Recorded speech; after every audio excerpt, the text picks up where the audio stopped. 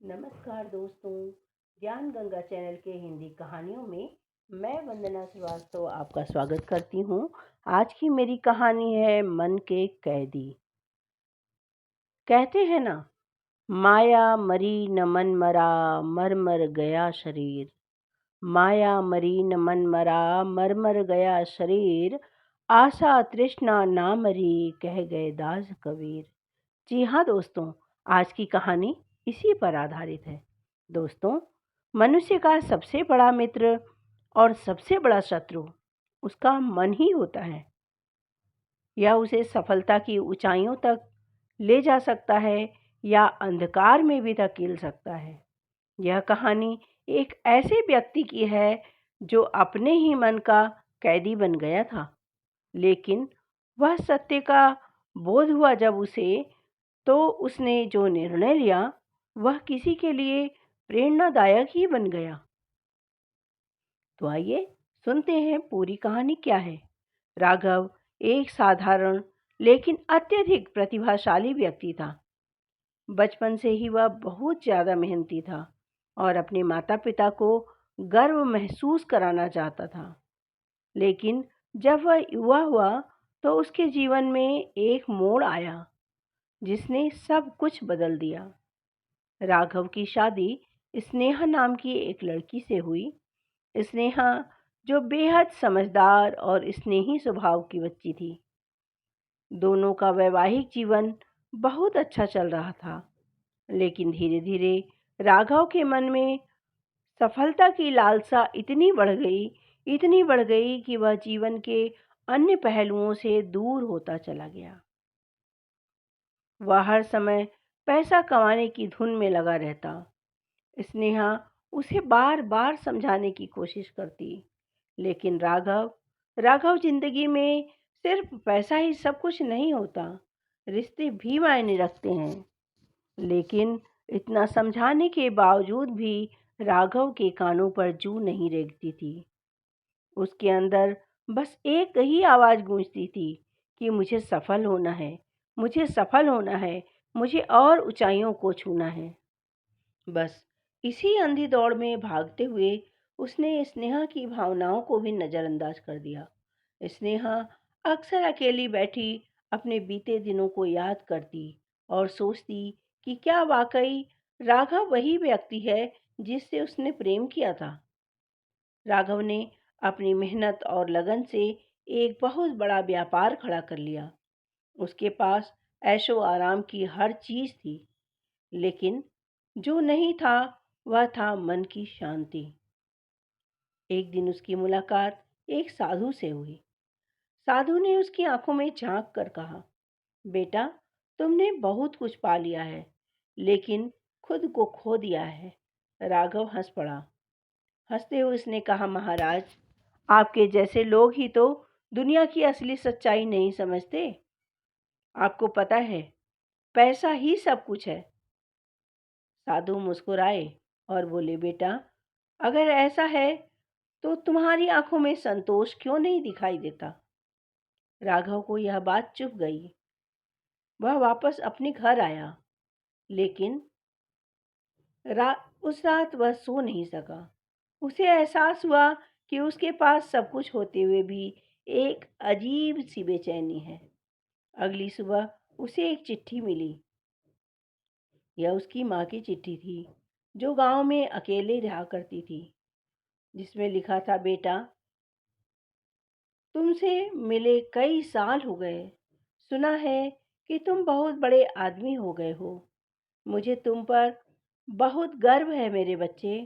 लेकिन बेटा, क्या माँ की ममता इतनी छोटी हो गई है कि उसमें तुम्हारे लिए जगह नहीं बची है। अगर समय मिले तो मुझे थोड़ी देर के लिए मिलने के लिए अवश्य आ जाना। मुझे तुम्हें देखने की बड़ी लालसा है मेरे बच्चे। राघव की आंखें यह पढ़ते ही नम हो गई। वह कई सालों से अपनी माँ से नहीं मिला था। वह सोचता था कि पैसा कमाना ही सब कुछ है, लेकिन अब समझ में आ रहा था कि उसने सच में कितना कुछ खो दिया है। उसने तुरंत गांव जाने का फैसला किया। लेकिन जब वह पहुंचा तो उसे जो दृश्य उसके सामने दिखाई दिया, उसने उसकी आत्मा तक झकझोर दी। गांव के छोटे से घर में उसकी मां का मृत शरीर पड़ा था। आस पड़ोस की कुछ महिलाएं वहां थी। एक बूढ़ी औरत ने कहा, बेटा, तेरी माँ तुझे आखिरी बार देखना चाहती थी, लेकिन तू नहीं आया। राघव को अब ऐसा लगा कि जैसे उसके दिल पर किसी ने बहुत भारी पत्थर रख दिया हो।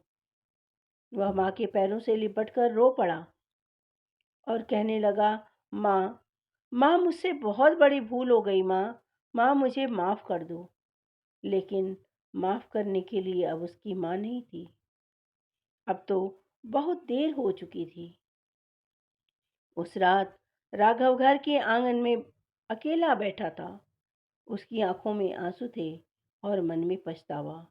उसने महसूस किया कि अब तक वह अपने मन का कैदी था, जिसने उसे लालच, अहंकार और स्वार्थ में बांध रखा था। लेकिन अब वह खुद को मुक्त करना चाहता था। अगली सुबह उसने अपना सारा व्यापार अपने मुंह बोले भाई को सौंप दिया और खुद गांव में रहने का फैसला किया। अब वह शहर आता जाता रहता था और अपना ज्यादा से ज्यादा समय अब असहाय बुजुर्गों की सेवा में लगाने लगा, ताकि वह अपनी माँ की आत्मा को शांति प्रदान कर सके, उनकी आत्म शांति के लिए कुछ कर सके। उसका मन अब शांत रहने लगा। मनुष्य का सबसे बड़ा शत्रु और सबसे बड़ा मित्र उसका मन होता है। अगर हम इसे अंधी इच्छाओं में बहने दें तो यह हमें खोखला कर देता है।